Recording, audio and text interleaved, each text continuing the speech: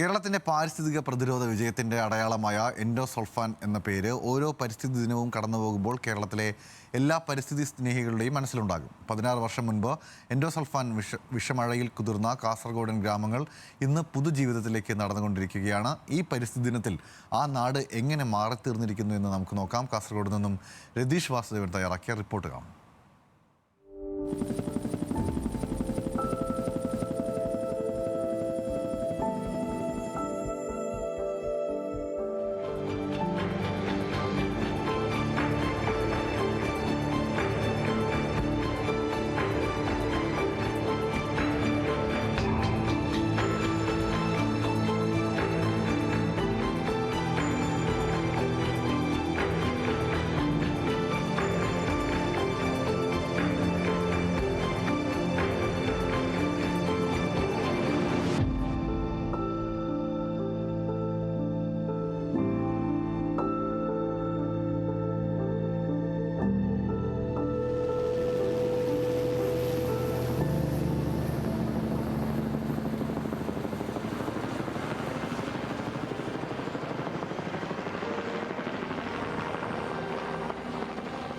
ഓരോ പരിസ്ഥിതി പ്രവർത്തകനും ആരോഗ്യ പ്രവർത്തകനും സാമൂഹ്യ പ്രവർത്തകരും മറക്കാത്ത പേരാണ് കാസർഗോഡ് എൻഡോസൾഫാൻ ദുരിത ജീവിതത്തെപ്പറ്റി. ഓരോ പരിസ്ഥിതി ദിനവും മരം നട്ടും പരിസ്ഥിതി ആഘാതങ്ങൾക്കെതിരെ പൊരുതിയും മുന്നോട്ടു പോകുന്ന മനുഷ്യർ ഇത്തരം പ്രതിരോധ സമരങ്ങളുടെ മാതൃകാ വിജയമായി കൂടിയാണ് എൻഡോസൾഫാൻ പ്രതിരോധങ്ങളെ ചേർത്ത് വയ്ക്കുന്നത്.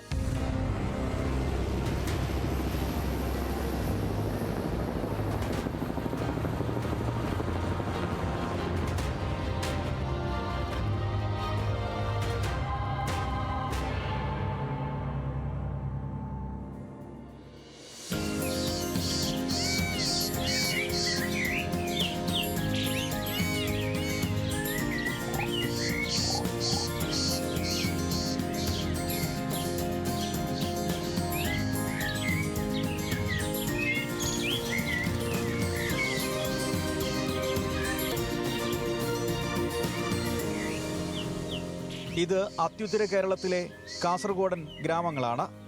പേര് സ്വർഗ, വാണിനഗർ, പാദ്രെ തുടങ്ങിയ ഗ്രാമങ്ങൾ. എൻമകജെ, ബെല്ലൂർ, കുമ്പടാജെ, പെരിയ പഞ്ചായത്തുകളിലെ മറ്റ് നിരവധി ഗ്രാമങ്ങൾ. ഒരു കാലത്ത് ദുരിതം വിഷമഴയായി പെയ്തിറങ്ങിയ ആ നാട് ആ ദുരിതകാലം പിന്നിട്ട് തിരിച്ചു വന്നിരിക്കുന്നു. 1.5 പതിറ്റാണ്ട് മറികടന്ന അതിജീവനത്തിലൂടെ പുതിയ നാടായി പരിവർത്തനം ചെയ്യപ്പെട്ടിരിക്കുന്നു. ഒരു തലമുറയെ രോഗാതുരമാക്കിയ ആ സാധ്യതയെപ്പറ്റി ആകുലപ്പെട്ട് ഒറ്റപ്പെട്ട ആ മനുഷ്യൻ ഈ പുതിയ മാറ്റങ്ങളെ തൊട്ടറിയുന്നുണ്ട്. ഡോക്ടർ മോഹൻകുമാർ. ശലഭങ്ങളും പക്ഷികളും മയിലുകളും ഗ്രാമങ്ങളിലെത്തിയത് അദ്ദേഹം ഒട്ടേറെ സന്തോഷത്തോടെ തിരിച്ചറിയുന്നുണ്ട്.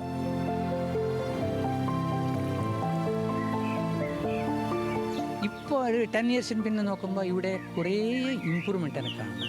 അന്ന് നമ്മളെ ഈ എൻവിറോൺമെൻറ്റലി ഇവിടെ റെപ്റ്റൈൽസ്, ഫ്രോഗ്, ഫിഷസ് എല്ലാം വൈപ്ഡ് ഔട്ട് ആയിട്ടുണ്ടായി. കംപ്ലീറ്റ് മൊത്തം പോയിട്ടുണ്ടായി. പറഞ്ഞാൽ ഇതിൻ്റെ ഒരു ഡ്രോപ്പ് വെള്ളത്തിന് വീണെങ്കിലും അത് എത്രയോ മൃഗങ്ങൾ, പക്ഷികൾ ഇവർ എല്ലാം ചത്തിട്ട് പോവും. മനുഷ്യരിൽ നമ്മൾക്ക് എത്ര ആൾക്കാർക്ക് ഈ അപസ്മാരം തുടങ്ങും. ഈ സ്പ്രേക്ക് നമ്മൾ എക്സ്പോസ് ആയെങ്കിൽ പശുക്കൾ അതിൽ നമ്മൾ അപസ്മാരം നോക്കിയിട്ടുണ്ട്.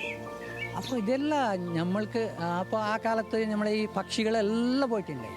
ഇപ്പോൾ നോക്കിയെങ്കിൽ എവിടെ നോക്കിയെങ്കിലും ഈ പീകോക്സ്, നവിൽ അത് ഇഷ്ടം പോലെ വരുന്നു. അത് ഈ ടോട്ടലായിട്ട് എവിടെ നോക്കിയെങ്കിലും അതുണ്ട്.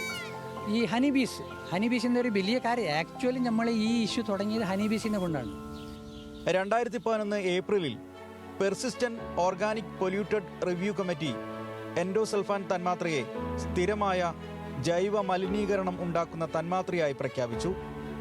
അന്തിമ വിധിയിൽ എൻഡോസൾഫാൻ ഉൽപാദനവും ഉപയോഗവും രാജ്യത്ത് സമ്പൂർണ്ണമായി നിരോധിച്ചു. ഒരു കാലത്ത് നരകമായിട്ടുണ്ടായി. നരകമെന്നേ പറയാം, അത്ര ഒരു പ്രശ്നമായിട്ടുണ്ടായി.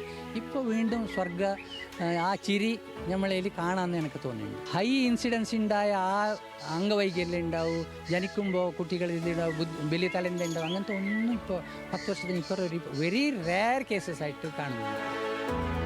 ക്യാൻസർ കേസസ് എന്ന് ഞാൻ പറഞ്ഞത് വളരെ ഹൈ ഇൻസിഡൻസ് ആ ടൈമിലുണ്ടായി, ഇപ്പോഴും ഉണ്ട്. ഇത് നമ്മളെ കഴിക്കുന്ന ആഹാരത്തിന് വിഷത്തിനാണ്.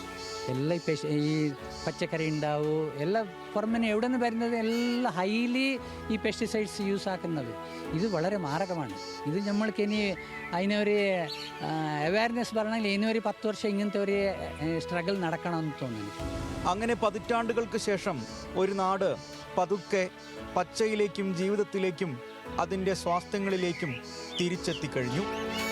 ഇനിയും ഇങ്ങനെയൊരു വിഷമഴ ലോകത്തെവിടെയും പെയ്യരുതെന്ന് ഓർമ്മിപ്പിച്ചുകൊണ്ട് എൻഡോസൾഫാൻ ദുരിതബാധിതരുടെ ശേഷിച്ച സാക്ഷി ജീവിതങ്ങൾ ഇപ്പോഴും ഇവിടെയുണ്ട്. ആ ഓർമ്മയെ നമ്മൾ മറന്നുകൂടാ.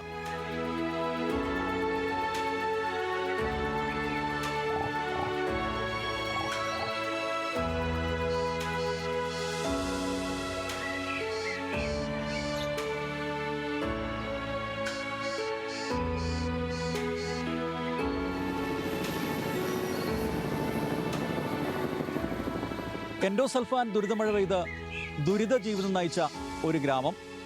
പേരിൽ മാത്രം സ്വർഗ എന്ന പേരുള്ള ജീവിതം അതീവ ദുരിതത്തിൽ കഴിഞ്ഞ ആ നാട് വർഷങ്ങൾക്ക് ശേഷം സ്വാഭാവിക ജീവിതത്തിലേക്ക് മടങ്ങി വരികയാണ്.